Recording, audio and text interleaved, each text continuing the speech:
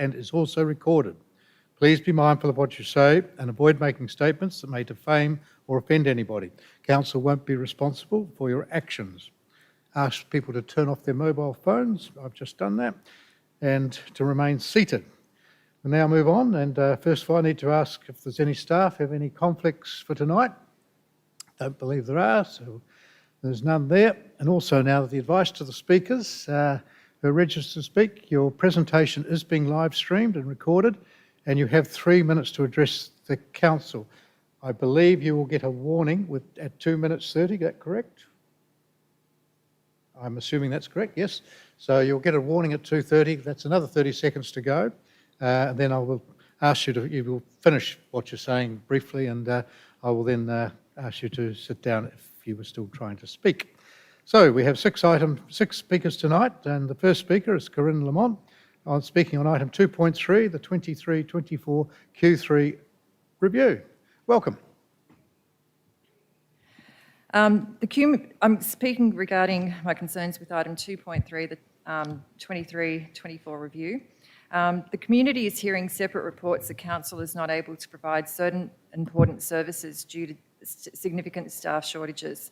Council and community members speaking at a recent New South Wales Parliament hearing on planning system and the impacts of climate change on the environment and communities at Gosford Leagues Club spoke of council not being able to carry out certain levels of service and not being able to provide services because of staff shortages or inadequate staffing levels.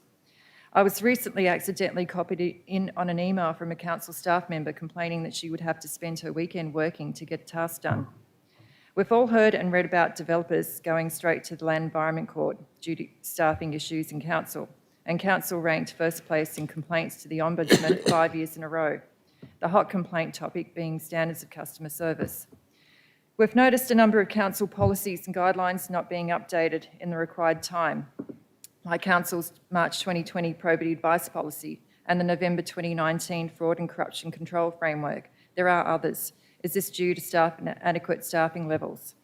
So why isn't council hiring adequate levels of staff?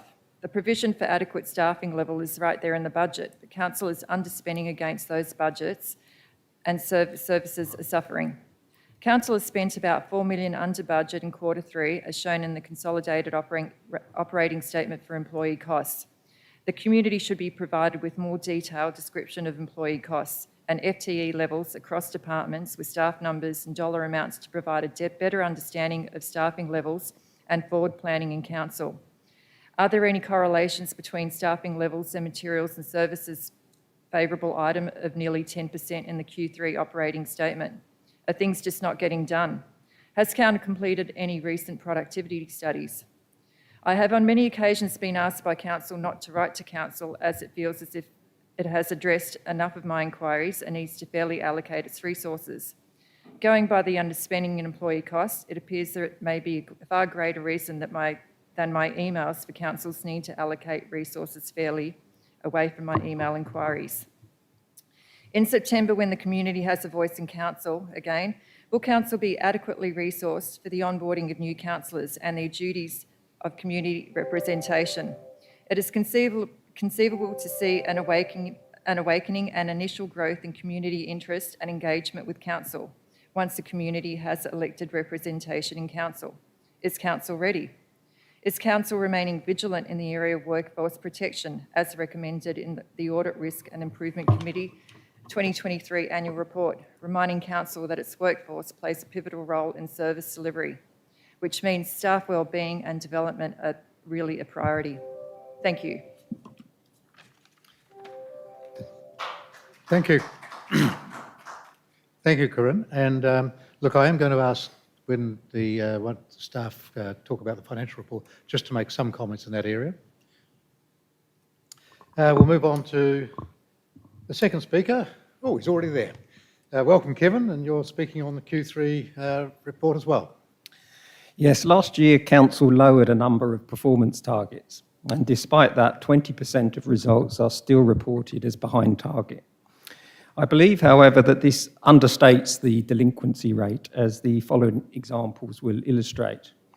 The target date for publication of a water and sewer engagement strategy was 30th of September. This has been counted as achieved despite the strategy not being published until November. Similarly, the water and sewer performance report was published after target date, but the target is counted as achieved. The target to improve customer experience survey results to 3.0 is counted as on track, despite no survey being undertaken or even planned. The target for DA's under-assessment is less than 750. This is reported as on track, despite the latest number being 836 and heading in the wrong direction compared with last quarter. An annual target of 800,000 library visits should mean 600,000 completed by the end of Q3. The actual number is 475,000, well behind schedule, but counted as on track. Similarly, the number of microchipped animals, major events, kilometres of drainage infrastructure renewal, cultural productions and web content audit, all behind schedule, yet somehow counted as on track. I'm not sure why we need 12 separate targets to publish water and sewer reports on a quarterly basis, and they are all counted on track despite no quarterly reports being published in any of the first 3 quarters, and tonight's update expressing time traveller optimism that the first one may be ready, and I quote, by April. In all, 28 targets appear to be misreported as achieved or on track, suggesting a true delinquency rate of over 40%. And there's a further 13 targets where the update in column 5 does not even address the target in column 2. Council could actually be behind on over half its targets. This council puts so much effort into hiding poor performance, you have to wonder if it will be easier to just improve performance. And then there is the constant spin and propaganda. At the last meeting, the Director of Corporate Services claimed council is efficient, having a below average FTE per 1,000 population. Hardly surprising as the 3rd highest population in New South Wales. For a council such as Breorana to achieve the same ratio with its much smaller population, it could only employ 7 people across the whole council. The ratio reflects basic principles in microeconomics, not the efficiency of this council. This council will never improve as long as it remains in denial about its current performance.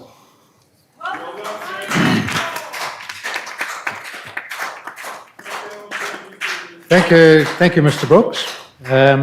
Again, I will ask the staff just to do some response to that later. Now, well, Kevin, again, is up on item 2.4, the determination of water, sewerage and stormwater prices for 24-25. Yes, I'm getting feedback again. Don't start. I'm starting to get feedback in my ear from the microphone. Yeah, so it's making it hard for me. It went very loud. That's what I mean. It's making it hard for me to... I don't know if there's anything we can do about it, is it? We'll see if we can do something about it, but I agree it went up a notch or 2. Yeah, okay. Tonight, sorry, are you introducing this? Or, yeah. Sorry. So.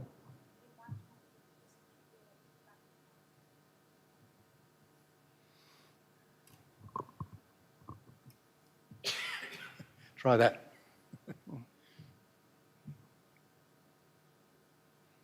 Sorry, are you introducing the item? Or? I think you can go. Sorry. Yeah. Sorry? Go. Okay. Sorry. Tonight's recommendation for a 12% water rate hike will add to cost of living pressures on the Central Coast. Council report is based on only 150 kilolitre water usage, but IPART's official figures, based on 170 kilolitres, shows a typical water bill rising to $1,582. Either way, it's an increase of over 50% in just 3 years. Despite rising prices, I was recently supplied with dirty brown water. And when I logged it, I received a reply from the Director of Water and Sewer. And in the reply, the Director stated, and I quote, that Central Coast Council is a low-cost service provider of water and sewer services. A claim based on out-of-date data and misleading comparisons, including 60 or so councils in remote areas with populations less than 25,000. Central Coast Council is rightly compared with Sydney Water and Hunter Water, the big three water utilities in New South Wales with scale. And from 1st of July, we will be paying 13% more than Hunter and 28% more than Sydney. What are we getting in return? Well, Council has been spending big on consultants to produce new charters, frameworks and strategies. We even have an Orwellian-sounding customer education strategy. But as Winston Churchill once said, however beautiful the strategy, one must occasionally look at the results. And we see this quarter, Council is again behind on many key targets, including unplanned service interruptions, water mains breaks, wastewater mains breaks, and wastewater overflows. The only silver lining, Council is back within target for water quality complaints. A dramatic and perhaps puzzling change, given the target is based on a 12-month rolling total, meaning 5% of the data should be unchanged quarter to quarter. But look closer at this result, and we see 2 years ago, in 21-22, there were 6.6 complaints per 1,000 properties over a full year. So if the price hike is supposed to deliver improvements, why has Council set a target this year that was already being comfortably achieved 2 years ago before price hikes began their meteoric rise? IPART's independent surveys also show no improvement in customer satisfaction over the past 3 years. Now, way back in February 2022, the Kellogg-Brown report was presented to this Council. It recommended not only structural change for water and sewer, but also improvements not requiring structural change, such as cost savings and improvements in performance and efficiency. I could have written it myself. The CEO was tasked with reporting back on this. When will we finally get an update on this report, including the recommended improvements not requiring structural change? Thank you, Mr. Brooks. Again, I will ask Mr. Loader just to respond to some of the comments on the pricing as well. So our fourth speaker tonight is Gary Chestnut. Welcome, Gary. Thank you. Good to see you here. Thank you. Thank you for allowing me to speak. Please see the first slide. I've written to you 4 times regarding this matter, plus sent a letter to the Acting Director of Environment Planning. This planning proposal, in my opinion, will lead to significant biodiversity loss and a negative change to the region's character and livability. The Council report notes the Biodiversity, Conservation and Science Group within the New South Wales Department of Climate Change, Energy, Environment and Water has raised the same concerns and has made the same recommendations that CN has proposed since 2001. Next slide, please. The solution is simple. All 7A deferred matter land should be Zone C2 and all 7C2 should be Zone C3. I urge you to reject the staff recommendations and adopt the recommendations from the BCS Group, which is the New South Wales Government agency responsible for protecting our state's biodiversity. An alternative would be to defer this decision. This would give Council time to write to the Department of Planning requesting a thorough review of the staff's position, considering the concerns expressed by CN, many residents and the BCS Group. Council should also conduct a public meeting and allow everyone who is registered to speak and other interested community members the opportunity to present to you our concerns rather than hearing from only 1 or 2 speakers tonight. I understand at least 6 people requested to speak against the staff recommendations. As requested in my letter to the Acting Director, we request you seek independent advice to whether Practice Note 9-2 overrides the ministerial direction also referred to in the staff report. Please consider that many members of the community have wrote submissions opposing this proposal when making your decision. The evidence is clear, Mr. Hart. Pushing through this planning proposal will result in unnecessary loss of local biodiversity. It will result in Aboriginal cultural heritage being neglected and potentially destroyed. It will destroy the ability of the Central Coast Council to maintain and expand its unique coastal open space system. If you spoil the future character and livability of this region and its attraction as an eco-tourist destination, our magnificent green ridgelines and reserves will be jeopardised as the conservation land around them is downgraded and cleared for development on over potentially 3,000 new residential structures. Such development will require even more bushland to be cleared for bushfire asset protection zones. Please don't let the legacy of time here to be plunder and deface the unique character of the southern parts of the local government area. Please either adopt the alternative recommendation or defer this matter. Thank you. Thank you, Gary.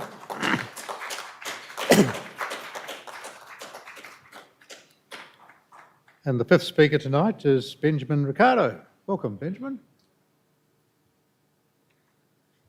It was actually 9, Gary, not 6, that requested to speak.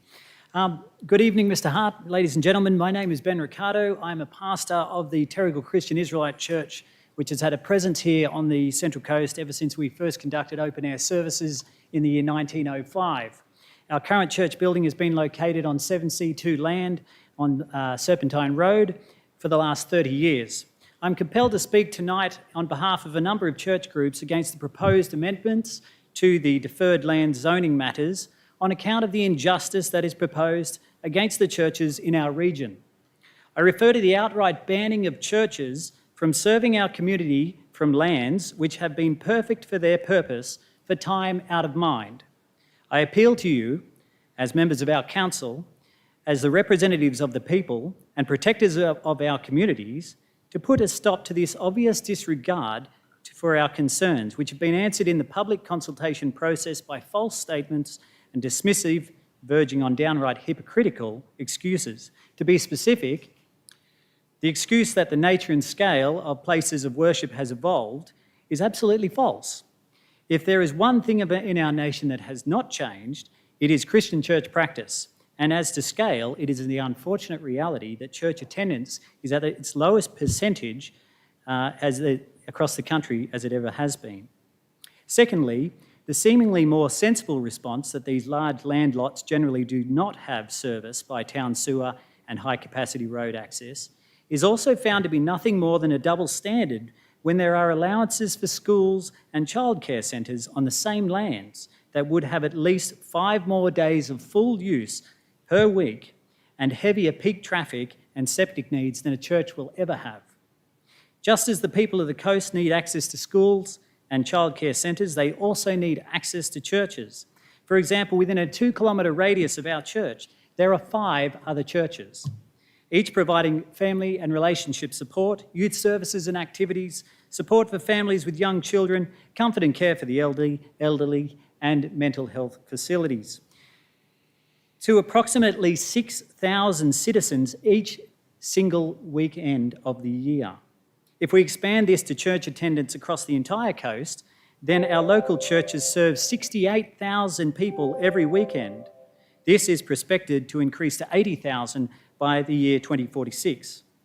Why are we all located so close to each other, you may ask? Well, that's because where these large lots of land are, there is a number of people nearby. There are residential communities nearby. These previously zoned 7C2 lots provide the space for the large community buildings required, the room for adequate on-location parking, the green and open air space for children to play, and for other local residents not to be disturbed. We ask that Council exercises Clause 3.35 of the EPA Act, which permits Council to vary this proposal. Thank you very much. Thank you, Benjamin. And our last speaker tonight is Mark Ellis on 2.6, the minutes of the advisory group and committee meetings held in March. Love the hat, mate. I love the hat. Love the Mariners too. Go the Mariners. Yeah, we're with you. We're with you. Okay. I specifically want to speak to the Heritage and Cultural Committee Report action items 4, 8, 15, 16, 20 and 21. I was reading the Heritage Report and read of the great idea of heritage tourism in the Gosford CBD. Gosford has much heritage has been lost, forgotten, ignored and just about to be destroyed. I would support the establishment of the heritage tourism for the coast. Would it be fabulous if the current library could be readapted to be a cultural hub for our history and tourists could leave from there? The middle floor of the library could become a heritage museum, housing the Main Street history and the fossil fish that many people know of. One way to remember our history also is on item 15 of the report, replacement of the heritage plaques in Main Street which are fading away. This also brings me to item 16 of the report. Why was the condition report of Gosford Library unable to be reported to the community? Item 20, considering the item is actually completed as a report, has the CEO actually viewed the presentation? What is his response to the presentation? I think the community would like to know. I also want to know, what is the status of the application for the local heritage nomination for the existing library building? Has the council submitted it, or are they just ignoring it like they're ignoring the community's request to retain the existing library building to be repurposed for community benefit and provide greater activation than a set of steps? Why also does the administrator and the council continue to deny the heritage importance of the current library building? And why did the council dump the New South Wales Government Architect Plan to save the library building and repurpose it to be a civic and cultural hub linked with the existing building that is to remain with its tenants? Maybe the GA has a bit more knowledge about activating spaces and how heritage exists. Linked to the demolition of the library is the removal of the current stage. This is an obvious loss of corporate memory, or just getting a consultant from outside the area who doesn't know why the stage was put there in the first place and why Kibble Park was created as it was. Council needs to listen to its own heritage and cultural committee and not proceed to the demolition of the existing library, but retain it as it is. It could be many things that it will not become a set of steps. Moving the library just for a visual point is just absolute lunacy. We need to be involved in participatory urban democracy where we listen to the community, not a guy who writes a plan. Kibble Park has been revised and revised. It's the Green Harbour Council. Previous Gosford Council looked over it, and that's why we have the green spot and the grey spot. That's why we have the stage where we are. That's why we have the stores where we are. People have come out, previous consultations, said this is what we want. The previous consultation, the majority of the people in that consultation report were against the damn report. The council said, oh no, it's great. And we're going to demolish the library because we can. Oh, but no, we're going to keep the one which is not heritage, but we're going to get rid of the tenant and then put a tenant which actually could be in that same library. It just doesn't make sense. Anyway, I'm on time. Thank you, Mark. Thank you, Mark. Well said. Okay, well, that brings us to a close, being the last speaker, so I will now declare the public forum closed. And obviously you're invited to watch the webcast of the council meeting, which will commence at 6:30, or remain in the chamber and see it currently live. So we'll be back.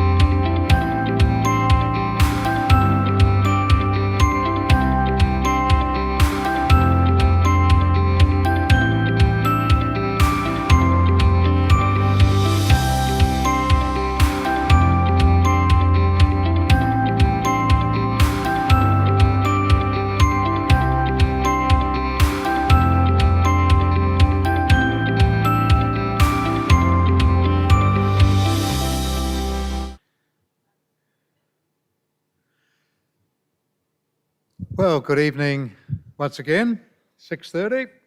So again, we'll acknowledge the traditional custodians of land on which we live, work and pay our respects to Darkinjung country and elders past and present.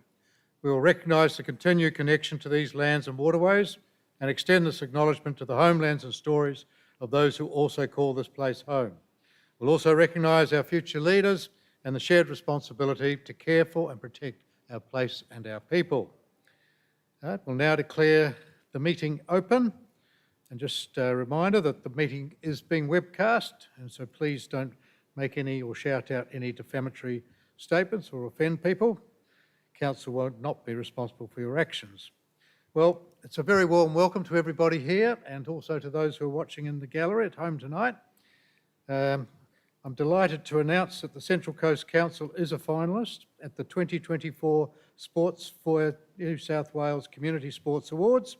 This is an outstanding achievement, and I'm proud to say that I've noticed a number of finalists representing the Central Coast across several award categories.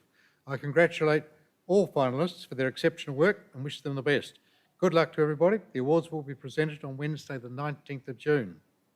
The Harvest Festival is returning to Coast Hinterlands on the 8th to 9th of June, celebrating the award-winning produce and spectacular scenery of this region. This year's event will provide live music, farm experiences and local fresh produce at over 30 event hubs. And for more information about that, head to the Council's website and search Harvest Festival. Central Coast Council Water and Sewer has officially commenced the largest and most ambitious water infrastructure project the region has seen this decade, and this is the Mardi Water Treatment Plant upgrade, and that is safeguarding our region's water security. The Mardi Water Treatment Plant typically provides around half of all the drinking water to the coast, and Council is delivering this $82.5 million project with $6.85 million in funding from the New South Wales Government Safe and Secure Water Fund. And the other bit of good news really is that Council can now take a tougher stance on environmental crimes thanks to New South Wales Government's introduction of landmark environmental reforms. For example, the on-the-spot fine amount for the pollution of water was previously $4,000 for an individual and $8,000 for a corporation. That same offence now carries a monetary penalty of $15,000 for an individual and $30,000 for a corporation for a first offence, and $22,500 for an individual and $45,000 for a corporation if they commit a second offence. They should hopefully be a strong deterrent. We live in an amazing environment on the Central Coast, and with the stronger legislation and higher fines, I do hope that the individuals and organisations will think twice before they commit an environmental offence. That's all we have for tonight, and I will now commence the meeting. Item 1.1, which is disclosures of interest. If you have a disclosure from any of the executive, please raise your hand. We don't have any, and therefore we'll resolve to adopt the resolution shown on the screen. Item 1.2 is confirmation of the minutes of the previous meeting. I was present at that, and I can confirm the minutes are accurate, and so I will now resolve to adopt the resolution as displayed on the screen. Item 1.3, notice of intention to deal with matters in confidential session. There are no matters to adopt to deal with in confidential session. Therefore, we will resolve to adopt the resolution again as shown on the screen. And coming to item 1.4, Mark, you'll be delighted to see this. It's an administrator's minute on the Central Coast Mariners achieve historic victory. So, the Central Coast Council proudly congratulates the Central Coast Mariners on becoming the 23-24 Isuzu UTE A-League champions. The dedication and hard work of the team's new coach, Mark Jackson, and all the players, new and returning, has paid off. Their unwavering determination and outstanding performance throughout the season has cemented their place in the hearts of the fans and has highlighted the unifying power of sport. However, the season was not without its setbacks. Although the Mariners lost the first 4 games in a row at the start of the season and were stranded overseas due to extreme weather conditions, they kept their heads high, persevered, and made the wins even sweeter. This victory marks a historic achievement for the Mariners. They have won the trifecta or the treble. This has never been achieved in Australia in either the men's and women's competition, and has shown what can be achieved through commitment, and a strong sense of community spirit. We are immensely proud of their achievements, including securing the Asian Football Cup and the way they have represented the Central Coast on the national stage. The Mariners have had an exceptional season, captivating and inspiring the entire region, showcasing the team's resilience, dedication and exemplary sportsmanship.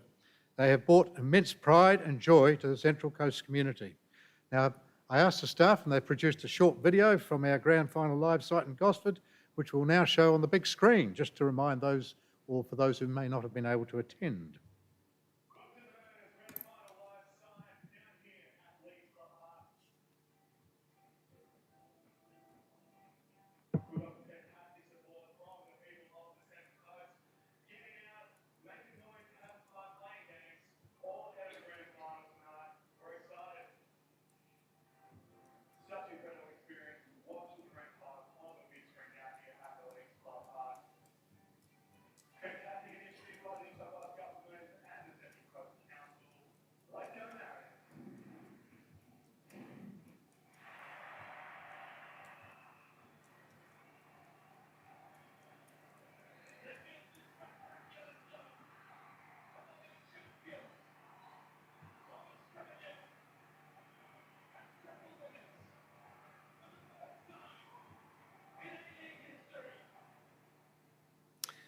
So I will now formally move that Council acknowledges and celebrates the triumphant and historic victory achieved by the men's Central Coast Mariners A-League team.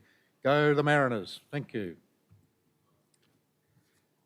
We'll move on to item 2.1, which is the monthly finance report, and I think Ms Rakamallara is going to talk to that and probably cover off item 2.2, the investment report at the same time. Thank you, Mr Administrator. I certainly will cover both. Council has an adopted end-of-year surplus of $8.3 million. The March quarterly budget review resulted in a revised higher budgeted surplus, which we will discuss later tonight. In reviewing where we landed as at the end of April, Council performed favourably against the year-to-date budget, achieving a positive variance of $41.1 million, with some of this variance related to timing differences only. The majority of this variance, $22.9 million, relates to income received being better than anticipated.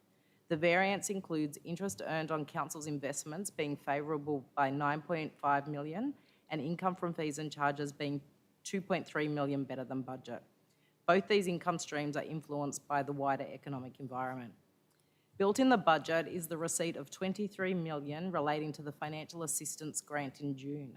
In recent years, part or all of this grant has been paid in advance, but as at the time of reporting, there is still uncertainty whether this will be the case this financial year. The current year's entitlement was paid late last financial year, and if the 24-25 entitlement is not, is not paid in advance again, Council's income will have a shortfall of $23 million compared to budget. However, this simply means that the grant money will be received in the next financial year. Operating expenses are $18.2 million under what was anticipated up until the end of April. As noted in the public forum, some of this relates to under-expenditure in employee costs. Employee costs cover a wide range of items in addition to salaries and wages, including things like training, insurance and super. Central Coast Council currently has a turnover rate similar to industry average of 11.22%, while the average is 12%. And we face many of the same challenges as the wider national economy in terms of skill shortages. This means that some areas, such as childcare, planning and engineering, are difficult to recruit. Over the past year, Council bolstered our talent management team and delivered some highly successful innovative recruitment campaigns. A total of 117 offers of employment have been accepted in the most recent quarter. We have received just under 2,500 applications and interviewed over 250 candidates for the 141 positions advertised internally and externally for this period. So as you can see, our vacancy rate is declining. The higher than expected revenue and any amounts that may not be fully committed this financial year are likely to result in a higher surplus than budgeted. The projected financial position for the final financial year will be discussed as part of the March quarterly budget review item next on the agenda. Progress on capital works continued during April, with $169 million being spent against a year-to-date estimate of $192 million. Some projects are running behind schedule due to ongoing adverse weather events and delays in the availability of contractors. These projects will be continuing into the next financial year and will still be delivered. Supporting the delivery of works and services was a cash and investment portfolio of $768 million as at the end of April. A total of $454 million was held in the Consolidated General Fund, with the remaining $314 million in the water, sewer and domestic waste funds. The investment portfolio attracted high rates of return at 6.4%, while the weighted average yield was 4.66%, performing favourably against the bank bill swap rate benchmark of 4.3%. Council continues to hold an adequate level of unrestricted cash, which enables us to fund operational requirements and to cover loan repayments. Of particular interest is the General Fund, which, after offsetting the negative amount in the Drainage Fund, had $68 million available. The water, sewer and domestic waste funds also held positive unrestricted cash. After extinguishing one of the emergency loans in December 2023, Council continues to set aside funds to enable extinguishment of the remaining emergency loan in November 2025, restricting $1.4 million each month for this purpose. As at the end of April, Council continued to perform strongly against industry benchmarks, including all operating performance and liquidity ratios, and we're on track to meet the asset renewals ratio. The results indicate that Council continues to operate prudently to maintain financial sustainability and deliver a surplus. Thank you. Thank you, Ms Rekamallara. Little to add to that because the numbers are pretty obvious. The Council's doing okay at the moment. I, like others, would like to see us being able to do a little bit more with the money that we do have, but there are barriers, as has been alluded to be able to actually achieve that. Worst case scenario, if we do have that money, it goes back to repaying debt. And that obviously is a good thing because it does give a future council the ability to draw down again if they wish to on debt, hopefully not to fund at P&L, but for other works. But nonetheless, the organisation is having some difficulty in getting the right number of staff on board. But as I said, all is not lost because any surpluses, assuming we get the grant money, we'll be able to go to offset debt and all be put forward to projects next financial year. No other comments from that, I don't think. No. Okay, so with that, I shall move items 2.1 and 2.2. Those are the resolutions shown on the screen.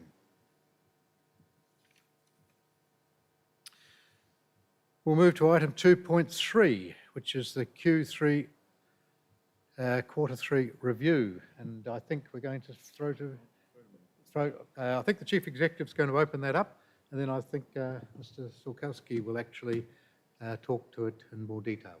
Sure. I just wanted to make a couple of comments in relation to the two speakers who spoke on this, and some of the points were well made. I just wanted to provide some context to that.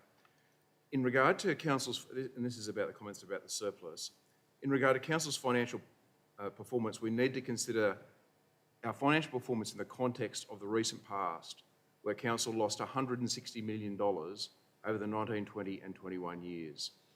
That led to major changes in the organisation, including the termination of the then CEO and the dismissal of the Council. That Council was then required to seek $150 million in commercial loans to be able to pay its staff and creditors. None of the four major banks were prepared at that time to make those loans without an unprecedented government guarantee. We had to make extraordinary changes to the organisation, including a rate increase and a significant reduction in staff, materials and services and capital works. So I think when we look at our surplus situation, we have to look at our recent past and where we are and how robust we are. Since then, the Council has run 2 surpluses and is on track to run a surplus this year. If that surplus comes in on track at around $25 million, which it looks pretty close to being, we will have run surplus of around $100 million over the past 3 years. However, that still equates to a cumulative loss of $60 million over the past 5 years because of those 2 bad years. So we still need to be financially conservative until we get the base of this organisation in a stronger position. In regard to the current higher than planned surplus, it should be pointed out, while it's a large headline number at $25 million, it's still comparatively small at a turnover of 3.2% of the organisation. So our numbers are large because we are a large organisation. If we were a $100 million council, you'd be talking about a $2.5 million surplus. So the number is big because it's a very large organisation. As was mentioned earlier by Ms. Rakamallara, a very tight employment market means that we have a higher vacancy rate at 11.5% than the base budget, which we plan for at 8%. This drives a higher than expected surplus and also does impact some of our service targets, as Mr. Brooks pointed out. As the economy slows, we are seeing that vacancy rate fall, and we anticipate, as a slowing employment market and a slowing economy comes into effect over the next 12 months, we'll get closer to that 8%, and we will start to zero in on that comparatively small surplus, around 2%. And you do need a surplus if you want to grow your services, and you do need a surplus if you want to repay debt. So the local government benchmark is a small surplus under 2 or 3%. We're about where we want to be. In regard to our corporate planning documents, I do agree that we could improve those, but we are in the final year of a operational program and a CSP. We will work with the new council to develop a new corporate planning structure in accordance with the IPNR guidelines. So this is one of the most important processes we can do when the new council comes on board to develop a corporate planning system, a corporate planning framework that meets the need of the incoming council and the community. Thank you, Mr. Farmer. I think there was a very good explanation of some of the issues that have been raised and just what the organisation should be doing and clearly is doing. We'll move on, and Mr. Sulkowski will continue on talking about the Q3 review. Thank you, Mr. Administrator. Out of the 127 deliverables, 10 are completed, 1 on hold, 1 closed, and 89 are on track for delivery, with 26 delayed. Some of the delays include the Airport Master Plan, which Council has since received an update on at the April meeting, some species management plans, the Narara Creek Floodplain Risk Management Plan, new coastal management programs for the Central Coast region, again noting Council endorsing an extension specifically for the Open Coast Coastal Management Program at its April meeting, delivery of the Regional Animal Care Facility at Marty, amongst others. Our first speaker raised the question of insufficient resourcing to ensure incoming councillors are fully supported. The Councillor Return Program continues, and on the agenda tonight is a suite of updated policies to assist incoming councillors. A detailed induction and onboarding program is in development, and we have delivered 2 candidate information sessions with a further 2 scheduled.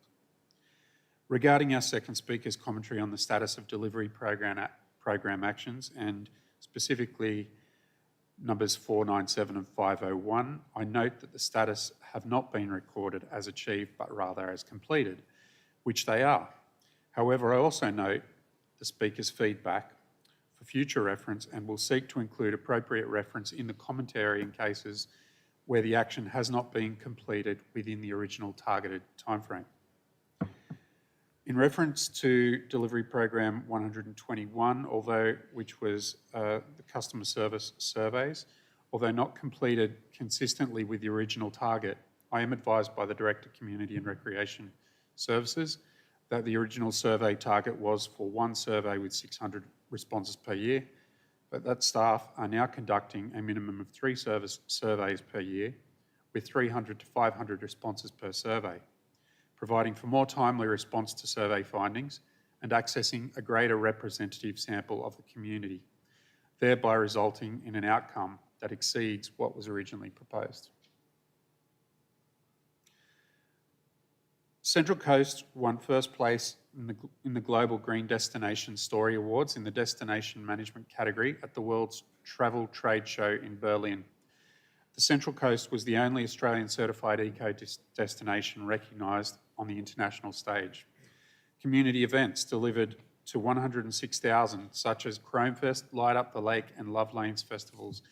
These events have provided an economic impact of $17.5 million to the region. Other highlights included responsible pet ownership events being held on 24th of February and attended by around 1,200 people. In addition to this event, there were 10 pop-up events, 599 Happy Dog Packs and 200 Happy Cat Packs distributed. The Regional Art Gallery saw 36,500 visitors in Q3, bringing the total to over 112,000, which is 11% above the previous year. Turnaround times for customers is continuing to meet and exceed the 75% target, with a rate at 77.8% at the end of Q3. The quality of response is also being received well, with 84% indicating responses are simple and easy to understand. Road pavement renewals have achieved the target of 15 kilometres and road surfacing is on track to achieve a target of 32 kilometres. During the quarter, there were almost 360,000 library loans with a year-to-date result of in excess of 1 million loans, or 99% of the annual target achieved, and 167,000 visits to library branches with a year-to-date total of in excess of 475,000, representing 60% of the annual target. Visitation is just under target this time of year due to change in user patterns. Our aquatic facilities have all hit their visitation targets, with 190,000 total attendance at Gosford, 39,000 total attendance at Wyong, and 110,000 attendance at Toukley. I will now pass over to the Director of Corporate Services to talk to the financial performance of the organisation for the quarter. Thank you. As discussed earlier by Mr. Farmer, we're looking at increasing our budgeted surplus from the original budget up to $25.9 million for the year. Again, contingent on, well, this may be impacted by the delivery or otherwise of the financial assistance grant, and depending on which year that actually arrives, that may make a difference of $23 million. As you can see on the slide, as at the end of March, Council had a projected increase in budgeted operating income of $17.2 million, and I previously talked about the April month, and the reasons for the changes in the March quarter are fairly similar. Adjustments included increases in income from certificates, leisure and pools, community facilities hire, the stadium and fine income, and some of this increased income is partially offset by increased expenditure associated with delivering those services. The same as the previous quarter, income from insurance recoveries has also been increased, which is pleasing, and the budget for interest on the investment portfolio has been increased by $10 million to reflect the trend arising from a strong interest rate environment. Income from operating grants is also being increased by $2.5 million, which highlights the level of success councillors had in grant applications and delivery. Also on the slide is a figure of a reduction in operational expenditure by $400,000.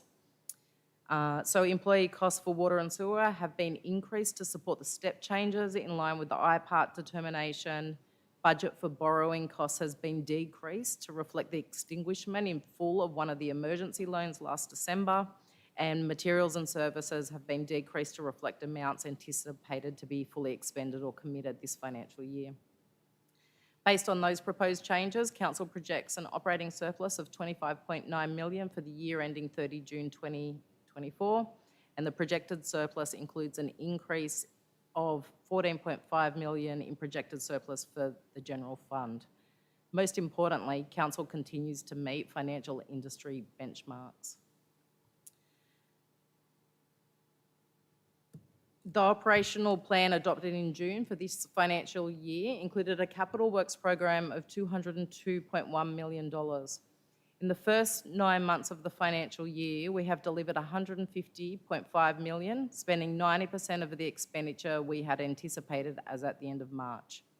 Since June, we have added an additional 52.7 million worth of capital projects, and an additional 8.7 million is proposed in this report.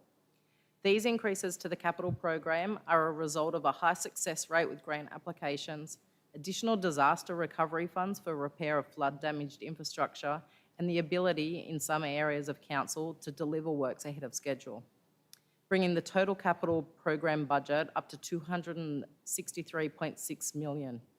This is a total increase of 61.5 million, or 30% on the works we set out to deliver at the start of the financial year. This expanded program means that some projects will continue into the next financial year, as we also continue to manage the impact of external factors, such as ongoing adverse weather conditions and natural disasters, and the availability of external resourcing.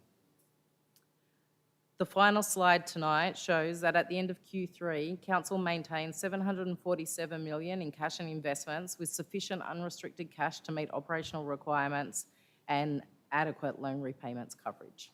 Thank you. Thank you for those comments. I think, despite some people's views, the council is travelling well. I don't think we can pretend it's perfect, and I think you've heard that from the Chief Executive, but it is very definitely on the right track. And when you're, recovering from the sort of impact that did occur, it's like turning the big ship around, the Titanic and all those things. It just doesn't happen overnight. So I think it's on the right track, and I'm comfortable that obviously we're now going to complete the year with a pretty good financial result. I'm sure nothing untoward will happen in the next couple of months, but it is looking good for a good outcome. As we said, we cannot control the timing of the FAG grant, the Financial Assistance Grants, of some $23 million. So that is a variable, and that is entirely chosen, the timing of that is entirely chosen by the federal government. And of course, it can throw any council into chaos if you've budgeted for it and you don't get it, and almost vice versa, you budget to get it and you don't get it, and if you get it and you haven't budgeted for it. So either way, it throws out your predicted bottom line quite substantially. So at this point in time, that's why the organisation is being prudent and making sure that it can make a small surplus, even if the financial grant does not come through in this financial year. With that, I shall now move those recommendations that are shown for item 2.3 and move those as shown on the screen. We'll now move to item 2.4, which is the determination of water, wastewater and stormwater drainage charges for 24-25. And I will also ask Mr. Loader just to comment on, I think, some of the comments that were made in the public forum. So, Mr. Loader. Thank you, Mr. Administrator. It's got a presentation to come up. Excellent, thank you. So Central Coast Council is now moving into year 3 of a 4-year IPART pricing determination for the operation, maintenance and infrastructure upgrades across our water and sewer network. Our proposed fees and charges include water, wastewater and stormwater drainage for 24-25 and are based on IPART's final pricing determination issued on the 24th of May 2022. These have been publicly exhibited with Council's draft operational plan from the 29th of April until the 27th of May 2024. From the 1st of July 2024, the combined yearly bill for a typical household based on 170 kilolitres consumption per year will increase by 11.9%, reflecting a gradual price increase under IPART's pricing determination, which was the way that they phased those increases in under an affordability principle. The current water and sewer pricing determination does provide sufficient revenue to operate, maintain and continue to improve our assets. However, this will take time to enhance overall service performance. So I thought it useful, Mr. Administrator, to undertake some comparative analysis against the top 6 water utilities in the state, both council-owned and state-owned entities. Hunter Water, Sydney Water, ourselves in the middle, then we have Midcoast, Shoalhaven and Tweed as well. And again, this analysis is based on 170 kilolitres of water usage, which is important. I'll also make the point that it doesn't include the stormwater drainage charge because all of those entities charge in different ways for the stormwater. So this is a pure analysis of water and sewer data. So we can see there for the current financial year, our prices are on the end in the green, and we are very closely aligned to Hunter Water Corporation in the yellow, and slightly more than Sydney, which is the blue next to the green, but then it starts to increase through Shoalhaven, Tweed and Mid-Coast. Moving into the next financial year with our proposed fees and charges, we have obviously significant gaps starting to appear between ourselves and Mid-Coast. We've moved ahead of Hunter Water and Sydney Water, but Shoalhaven and Tweed have increased as well. A little bit more analysis on that in the next slide. So there's no increase for Sydney Water or Hunter Water in the coming year. Both of those corporations have deferred their pricing submission for 1 year, and there's no ability for them to increase their fees and charges for the coming year. So that does skew that analysis. Council does compare favourably to other council-owned utilities. We're $705 less than Mid-Coast. They're putting their rates up around 5.8% this coming year. $398 less than Tweed, which is a 5.5% increase for them next year as well, and $159 less than Shoalhaven, and they're increasing their prices on that typical household bill by 15.5%. So we talk about typical household bill, and the again, based on 170 kilolitres of water usage. And this graph's particularly interesting in the context of, we've been talking tonight around what happened in the past, and the first year on that chart is 2018-19, which was the year prior to the catastrophic IPART determination, which saw the organisation lose a combined total of around $120 million over that 3-year period. You can see where those bills have dropped significantly over the following 3 years and started to increase under our current determination, which we received in 2022. The blue shaded area is the former Wyong LGA fees that were being paid prior to that catastrophic IPART determination, with CPI applied only. And the orange is the former Gosford City typical household bills, again with CPI applied across that time period. And you can see that the top of the orange bar is still above what we're proposing to charge next year. So I think this represents not only the impact of that determination, it shows the gradual increase as well as the revenue that we've lost in that period, and I guess leads to a greater understanding of why the assets are performing perhaps the way they are. Next slide. So essentially, the residents in the former Gosford City LGA are still paying 6.3% less than they did in 2019, which is around $170 based on that typical bill. Residents in the former Wyong LGA are paying 11.3% more over that 5-year period, which is around $160. And on average, Central Coast residents are still paying 1.7% less, or $26 across the year, than they were in 2019. So in terms of improvement and where this money's going, again, I just wanted to cover off on some of the projects that we're working on, and you mentioned one earlier, Mr. Administrator, around the muddy water treatment plant upgrade.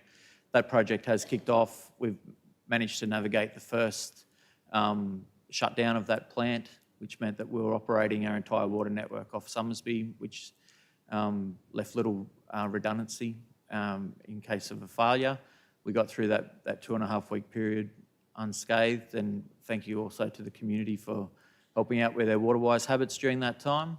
And that project is continuing and will significantly shift the dial in terms of our performance in providing quality drinking water across the Central Coast. The Baddo Bay Sewage Treatment Plant project is an upgrade of the odour control facilities primarily, but also some performance optimisation of that plant. Anybody that lives in the Baddo Bay area will understand how important it is to get those odours under control. Charmhaven and Gwendolyn treatment plants are also undergoing capacity upgrades, which will improve their environmental performance, improve the quality of effluent that's being discharged through the Norah Head outfall, and improve our performance against our environmental protection licence. And the St Hubert's and Davistown vacuum system upgrades. We've completed St Hubert's, we're partially through Davistown, and these are systems that we lose quite often during flooding events in that area, and there's been significant improvement in the performance of those systems since those upgrades have been undertaken. So that's I guess to round that out, and I'll just finish off with undertaking a significant amount of water and sewer main upgrades, replacements and refurbishments across the Central Coast that will also continue to improve our levels of service.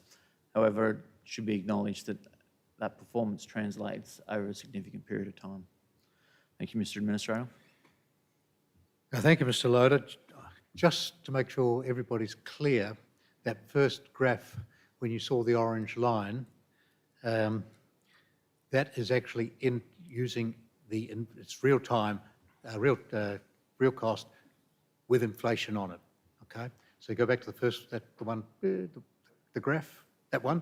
So just it goes up, and that's the inflationary cost only going up. So if you took it back in 2018, 2019, it's gone up by inflation to the end period. And as Mr. Loader said, you can still see at how the current predicted pricing that's going to occur is in fact well within that bandwidth. I also want to make a comment that, Mr. Brooks, when he spoke, conveniently used the 3 years. So if you go back 3 years and you say it's increased by a bigger lot, of course it has, but it's not a proper comparison. The only comparison you can use is the last time that the council, which was back in 2018-19, actually had the full pricing as a result of a IPART decision. From that point through to the end point on the far right-hand side of the screen is the change. And you can see all the blue in the middle is in fact money the Central Coast Council, because of IPART, missed out on. If you look at the charges on that sheet, and those who've got the council papers can do it, or you can do it at home later, you will note that the area that's going up the most and accounts for nearly 2/3 of the price increase is the water service charge. And I just want to remind you that back in 2018, 2019, or particularly 1920 when I arrived here, the water reserve, restricted reserve, was negative. The sewerage restricted reserve was in surplus to the tune of nearly 100 million. So of course, when you look at that and you had no money coming in from IPART during that period, so of course, when you get through and you look at the price charges, you'll see the sewerage or wastewater increase is $3.75.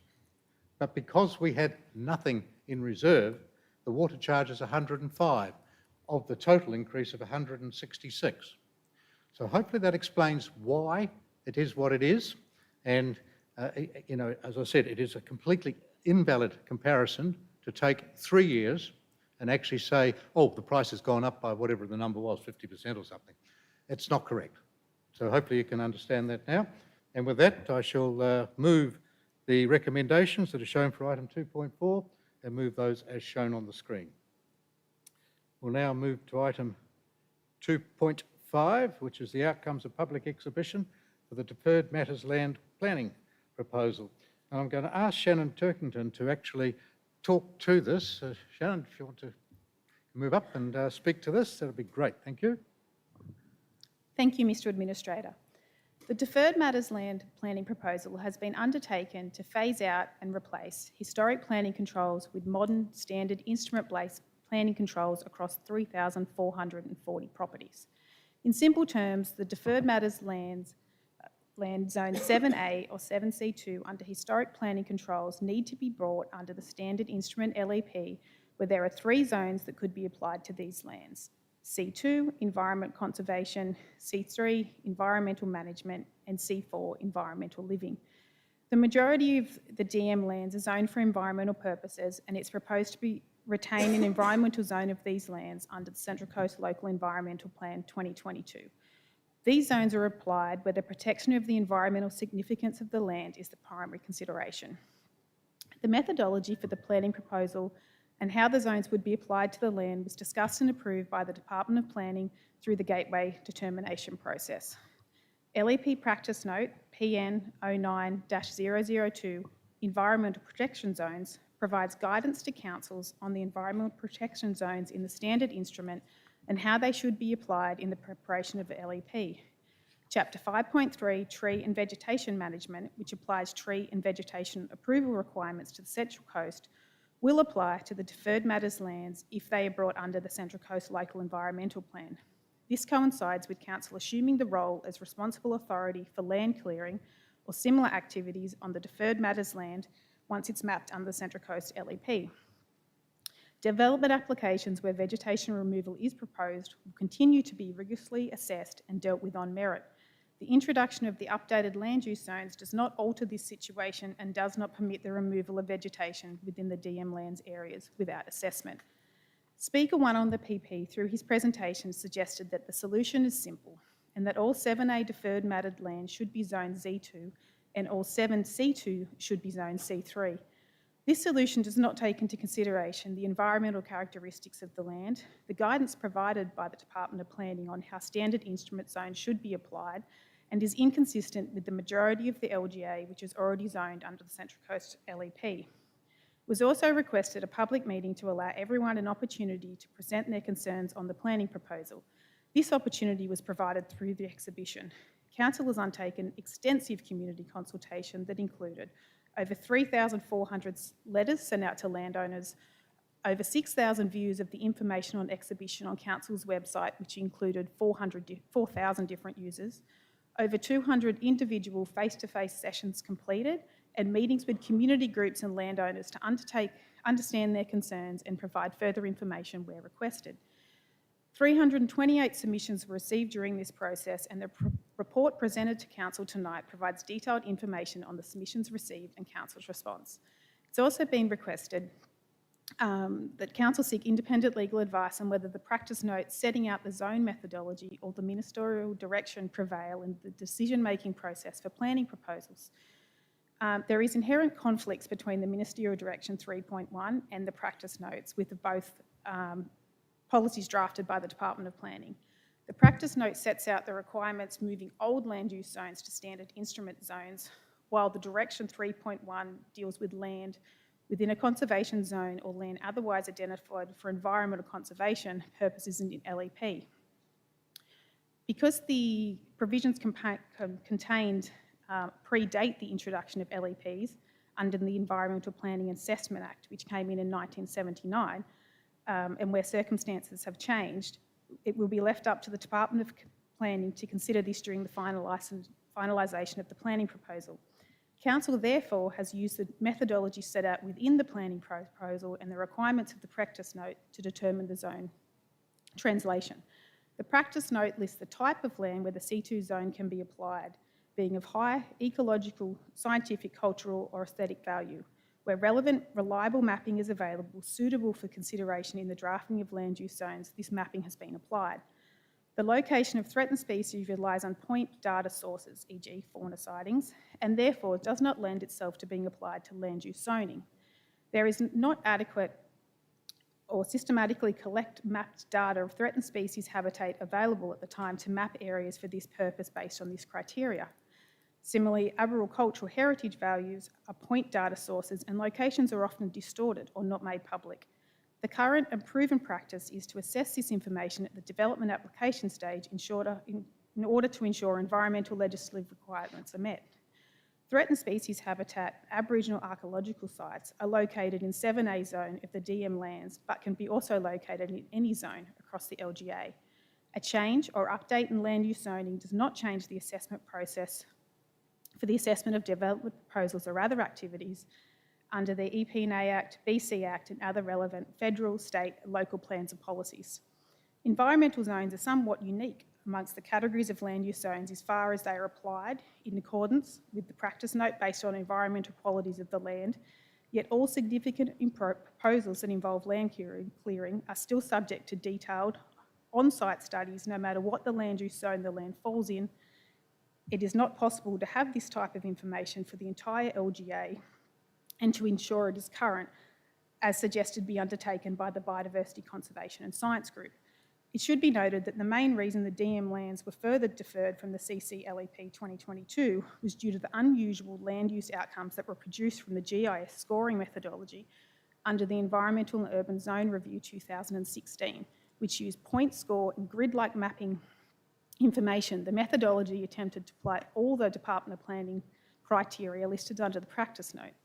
The outcomes of the process, it was clear that the accuracy of the information used is a critical consideration.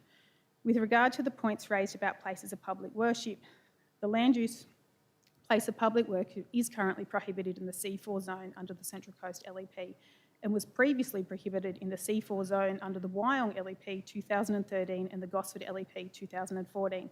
Any lawful place of public worship within these zones currently operates under existing use rights dating back to when zones such as 7C2 applied to this land and the land was permissible. Amongst other constraints, the C4 land on the Central Coast is generally not serviced by sewer, is not located on public transport routes, and is located on road networks not designed to accommodate significant traffic. Schools are permissible under SEP Transport and Infrastructure, which is state legislation in all C4 zones across the state, and Council's LEP reflects this. The SEP does not consider local conditions or zone objectives, nor predetermine whether consent may or may not be granted. To ensure consistency with the CCLEP, no changes have been proposed to the permissible land uses in the C4 zone. Thank you, Mr. Administrator. Thank you. I did ask for a very full and extensive commentary on this particular paper because my office, I think, received something like 130 odd emails, mainly of people with concern about the outcome of the Deferred Matters Lands Planning proposal. So thank you, Sharon, for doing that, and hopefully Shannon covered most of the key areas that people had raised issues with. In commenting, I guess, firstly on the site scale assessments, as were suggested by the Biodiversity Conservation and Science Group of the state government, the costs associated with doing this, carrying out this advice, is in the millions of dollars and would require years and or even decades of work to be undertaken for 3,440 individual lots. And really, this is totally unrealistic and not financially feasible. The council is required to meet the deadlines that have been set by the New South Wales government to finalise this planning proposal by the 2nd of September 2024. Basically, since an elected body won't be back till well after that, it's important that the council makes a decision tonight to ensure that we meet these deadlines that have been imposed upon us. We have already had extensions, so asking for extension is unlikely to get a Guernsey, particularly at this late stage in the process. In relation to the changes to zoning, regardless of whether the changes to fit the standard instruments to C2, C3 or C4, all of these categories are conservation zones and require a full ecological and biodiversity assessment. And regardless of whether the minimum lot size can have a secondary dwelling, they can only have one driveway, and the secondary dwelling can be attached or ideally within 50 metres. What this means in practice is there isn't a great capacity to have some of the very large significant increases that some people suggested to me would take place if this went through. Now, I do want to actually thank Gary Chestnut of the Community Environment Network Group and the other community members who have written in. Clearly, there was a lot of different views in the community, and I felt that I had to really try and make sure that I was across this particular issue. So I've taken a lot of advice and listened to staff and asked a lot of questions. And I've appreciated, I guess, a lot of that stuff that's come through because it's enabled me to learn a lot. Indeed, the staff have had to consider this feedback, including that from Mr. Chestnut and CEN, and they have had to thoroughly prepare the work presented tonight. I wanted to make sure that they had got it right, given the level of concern. So the level of detail in some of the submissions, including this, has actually enhanced Council's internal peer review process in meticulously going over the work they have presented tonight to ensure it is the best possible outcome for the whole community. And I guess the staff's, and it's approximately, I think it's 57 pages I counted, response to CEN's 100-page submission to the Council is in the attachments to tonight's paper, so you can see it's all laid out in front of you. I am confident, after all this, that they have recommended the best possible option to balance the views of the residents that live in those areas and the wider community. And I have to say this issue has been going on for decades, and certainly many, many years, and it does need to come to a conclusion. We have a time frame, and with that, I'm now going to resolve to adopt those resolutions that are displayed on the screen. We'll move to item 2.6, which is the outcome of public exhibition and finalisation of street design guidelines and landscape specifications. Mr. Sikowski, I think you're going to talk to that. Thank you, Mr. Administrator.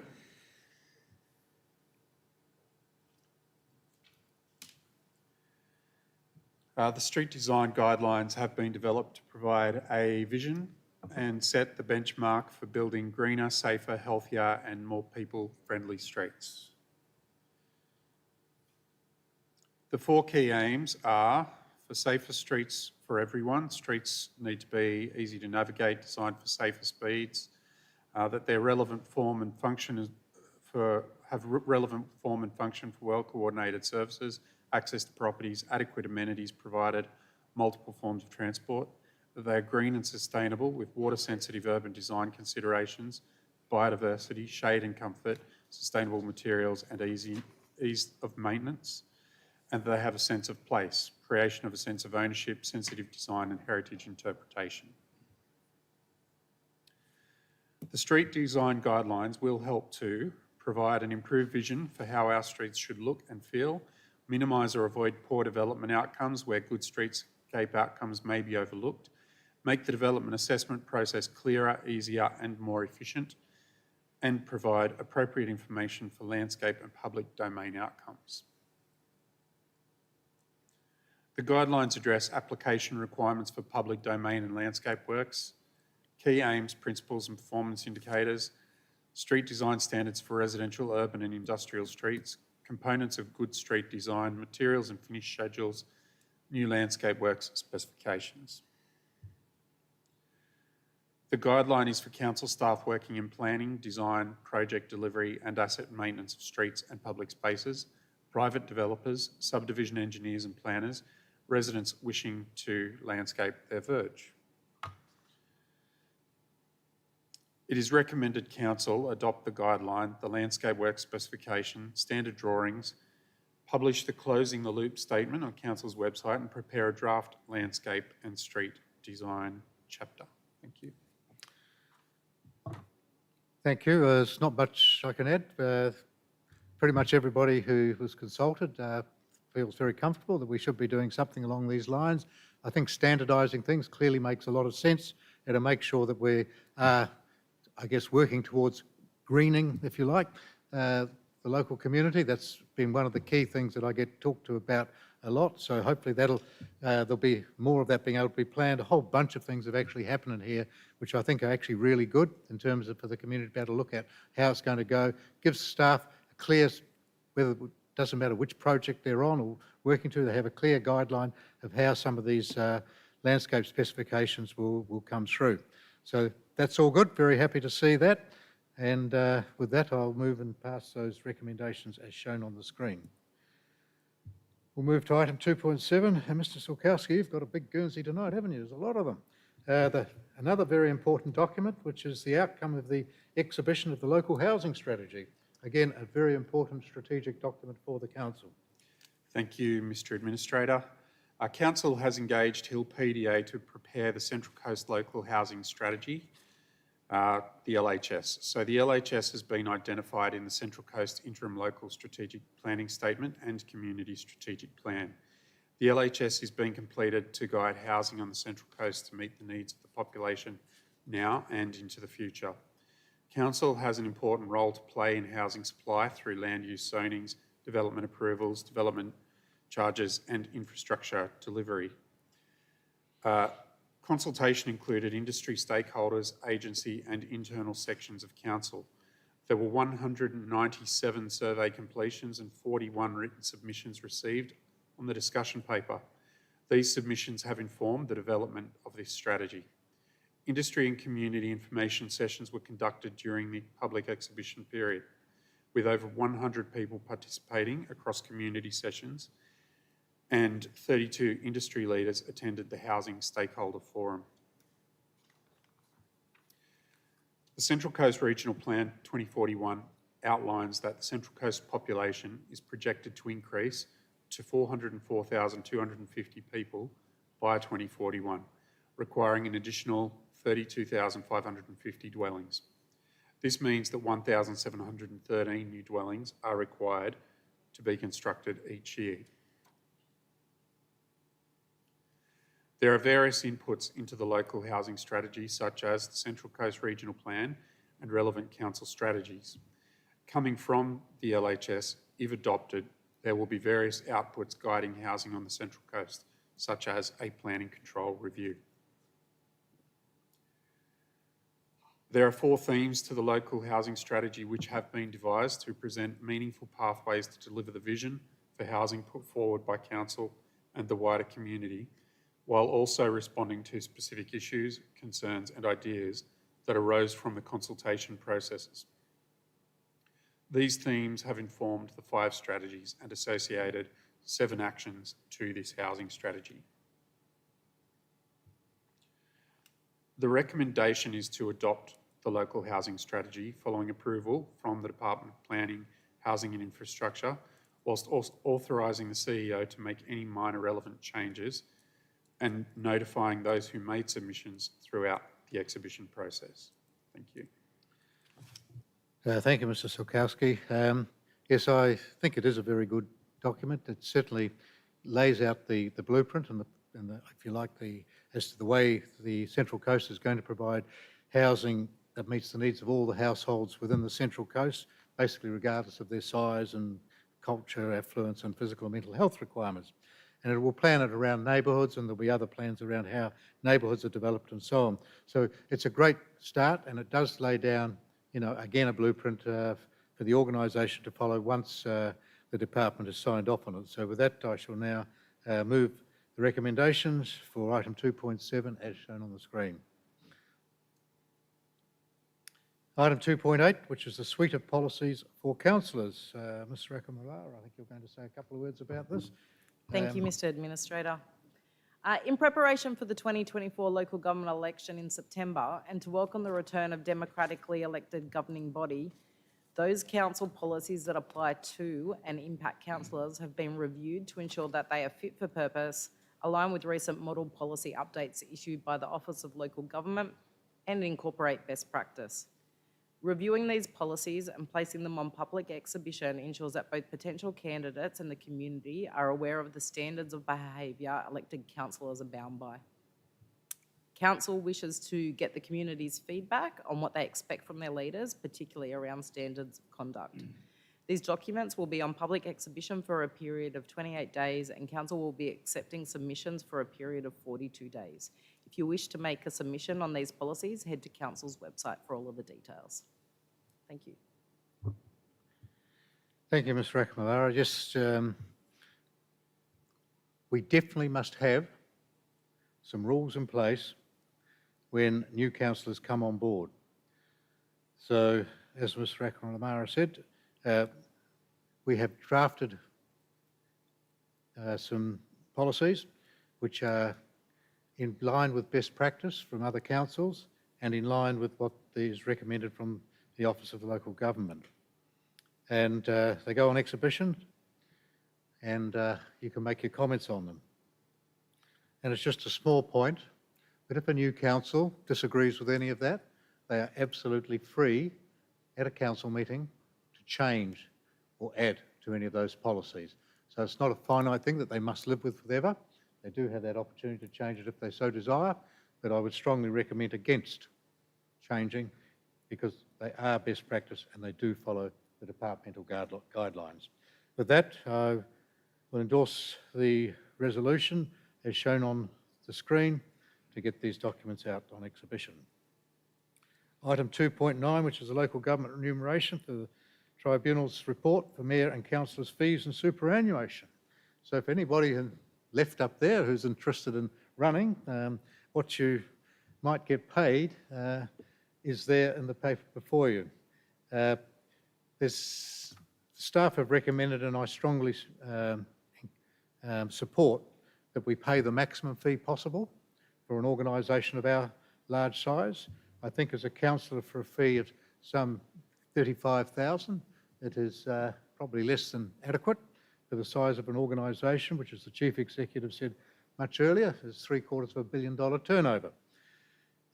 What the Mayor gets paid at 110, they also, bear in mind, they do get their councillor salary on top of that, so the total would be in the order of 145. But I would hope, and recommendation number 3 says that if you're having recommendation number 4 says if you have a deputy mayor, then that deputy mayor will be paid $10,000, but that $10,000 comes off the mayor's salary. So they would get 100,000 approximately, and a deputy mayor might get 10,000, and so on. So with that, they also get superannuation paid, and that's at the highest rate that has been set by the state ATO as from July 1, 2024 at 11.5%. So with that, I will move those recommendations to support the annual fees for Mayor and Councillors when they come in, as shown on the screen. Item 2.10, which is the food organics, garden organics, Fogo feasibility study, the updates. Michael Ross, who's the Acting Director of Infrastructure. Michael, your turn to have a go. Thank you, Mr. Administrator. Currently, we have garden organics going into the green lidded bin, and the intention is to combine food organics with the garden organics to reduce food waste going into the red lid bin and landfill. A previous report to Council on the 28th of Feb 2023 resolved to carry out a feasibility study on utilising in-vessel composting technology based at Council's Buttonderry Waste Facility and delivered through a public-private partnership arrangement. Consideration and assessment of the Fogo project has been subject to a gated review and approval process consisting of 7 phases, of which the feasibility report is the second phase. The purpose of the feasibility report was to review the options that were considered in the directions paper with an intent of narrowing down on the range of variables and determine if there was sufficient merit to progress the proposal to a business case. The feasibility report demonstrates that the development of an on-site composting solution at Buttonderry remains a viable solution, and the recommendations in the Council report recommend progression to the next phase of the detailed business case, where assumptions within the feasibility report will be further refined prior to any future Council report or procurement process being undertaken. Thank you. Thank you for that. Well, it's a long, drawn-out process, I guess, but bear in mind we do have to have the ability to be able to separate and process, whether it's ourselves or via a contractor or somebody else doing it, by 2030, as laid and set down by the state government. It's good to see the preliminaries look like we are capable of being able to put something at Buttonderry, and clearly that's in a top location for this. There's still a lot of work to do to actually finalise the actual business case, and also, if you like, the way that we go about it, because the council will not be providing and has not the ability to provide 100% of the funding required, so there will be requirement for funding from outside, which does mean we'll be looking at things like build, own, operate, transferred, or PPPs, public-private partnerships, as set down by the state government. So those are other options that will, again, need to be worked through. So still a lot of work to do. All this is doing at the moment is noting where we are and agreeing that that work can continue. So with that, I shall move the recommendations for the item as 2.10 as shown on the screen. We'll move to item 2.11, which is the Central Coast Council and the Sports Central Coast Memorandum of Understanding. And we've put this in place to formalise a working partnership between the Central Coast Council and Sports Central Coast for the facilitation, support, advocacy, promotion and delivery of sport and active recreation on the Central Coast. Sport Central Coast are in fact the peak body for sport on the Central Coast, so we're agreeing to basically collaborate with them on strategic priorities, recognising that they are the peak body and integrating their insights into the decision-making process in Council. In return, the Sports Central Coast pledges to support our priorities, represent the local sports communities, facilitate stakeholder feedback and act as a liaison between local organisations and the Council, and the intent that this agreement will run for a 2-year period.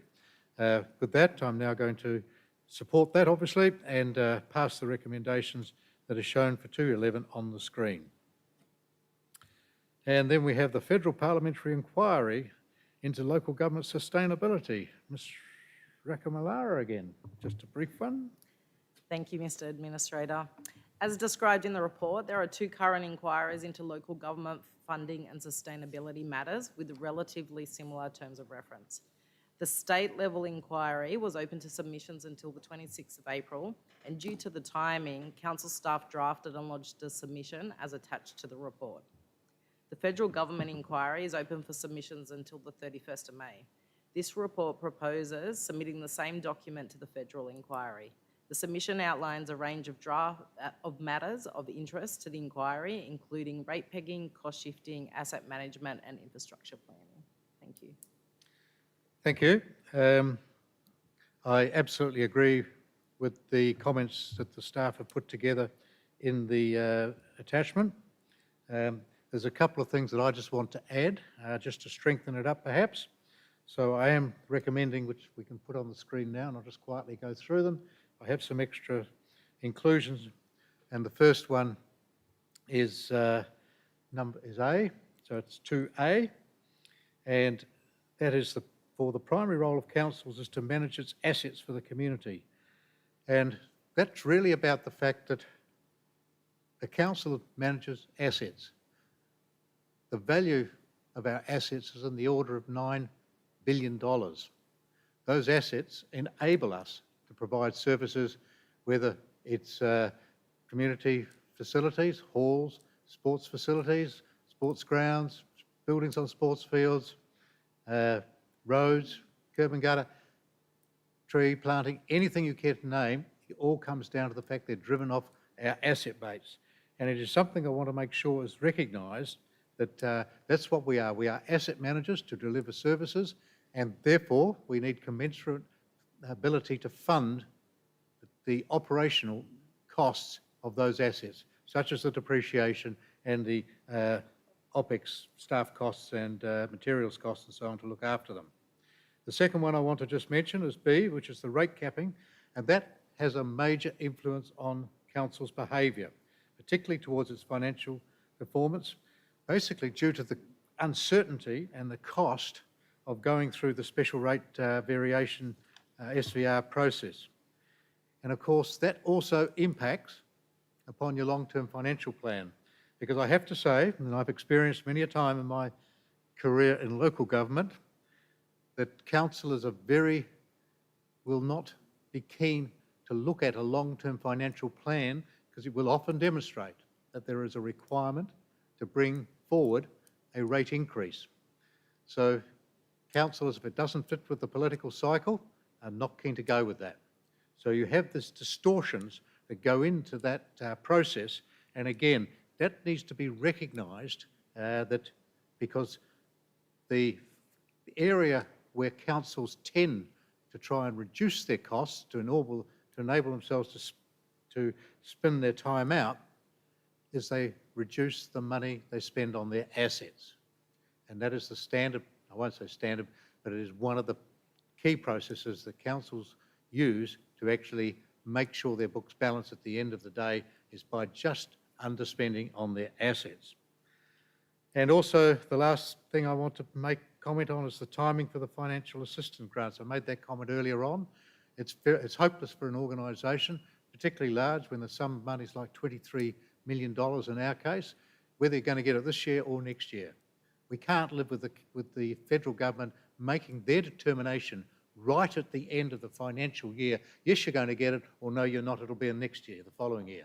So we need to get that stabilised so that there is a clear time frame when we're going to get it, can be budgeted for, and therefore spent appropriately.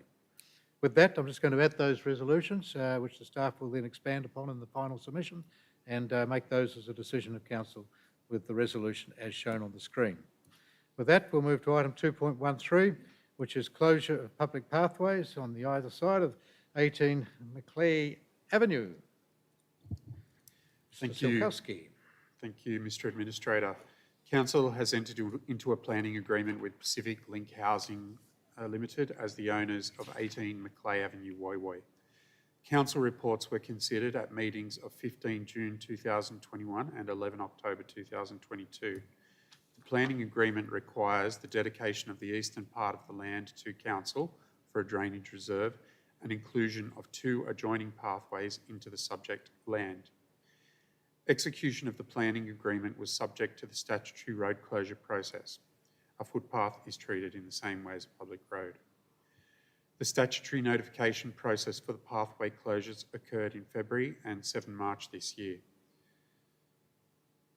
The public notification process included notifications via registered letters and emails to adjoining landowners, notification via email to notifiable authorities, public notification via the Coast Community newspaper and the council website. A total of 11 responses were received. There were no objections. It is recommended that the closure of the public pathways and consolidation into the adjoining land can now be finalised. Thank you. Thank you. It's all on a very good cause. Pacific Link, one of the major providers of affordable housing, which is clearly, a drastic need for the community here. So very happy to be able to help them get to a conclusion on this particular issue, and that'll be great. So with that, I will now resolve to adopt the resolutions to enable that to occur as shown on the screen. Item 2.14, which is the finalisation of the road closure and land swap at Little Jillaby Road. Little Jillaby. And again, Luke, it's yours. Thank you, Mr Administrator. Part of the existing road near 227 Little Jillaby Road is on private land.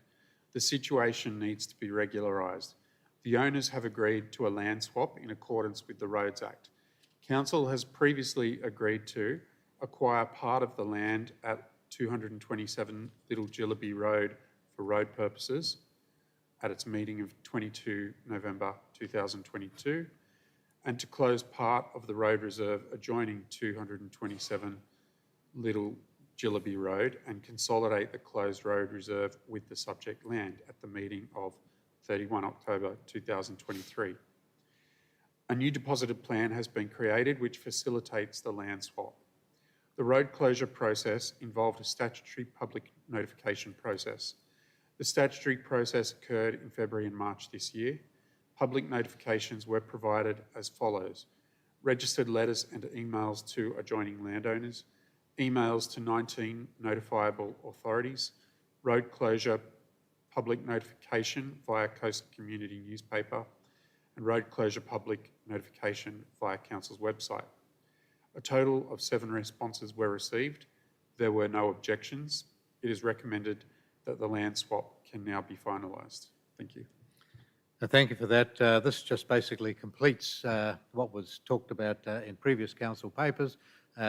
It's obviously for good process, and clearly the owner of the land is quite comfortable with the outcome. So with that, I shall move those recommendations for 2.14 as shown on the screen. Item 2.15, which is the Community Support Grant Program. I'm delighted to say with sort of a couple of months to go, we've actually spent our 300,000. And it's the first time, I think, in 3 years that I've been here in this gig, that we've actually been able to say we've spent the money, which is great. So there are some good beneficiaries: the Toukley Neighbourhood Centre Incorporated, the Berkeley Vale Probus Club Incorporated to purchase a laptop and Microsoft Office, the Greenpoint and District Garden Club Incorporated Friendship Day, and the Terrigal Trotters Club are all going to get some money out of this round. So delighted about that, and I'm guessing that probably will close off that fund because we have spent 304,000 against, I know the budget is 300,000. So with that, happy to resolve the resolutions and adopt those as shown on the screen. And the last council agenda item is 2.16, which is minutes of the advisory group and committee meetings held in March 2024. We did have a speaker talk about that committee, and upon reviewing the minutes, I had a look at the minutes knowing that that Mark was going to speak, and I do note that members at the minutes are interested in the heritage values of the current Gosford Library. Contrary to another comment that was made, I am very conscious of the fact that there is some historic issues around the library. And so with this in mind, I'm now going to add another resolution, number 2, which requests the Heritage and Culture Advisory Committee to identify options available for acknowledging the heritage and culture of the existing Gosford Library building at their next meeting for Council's further consideration. So with that additional resolution, we will pass those resolutions as shown on the screen for item 2.16. And with that, that brings us to the closure for tonight's meeting. So I'll close the meeting at 7:46 p.m. And thank you for your attendance, the 3 survivors of the council meeting tonight. 4. Oh, sorry, I couldn't see it down there. That glass reflects. Look at that. 4. I apologise.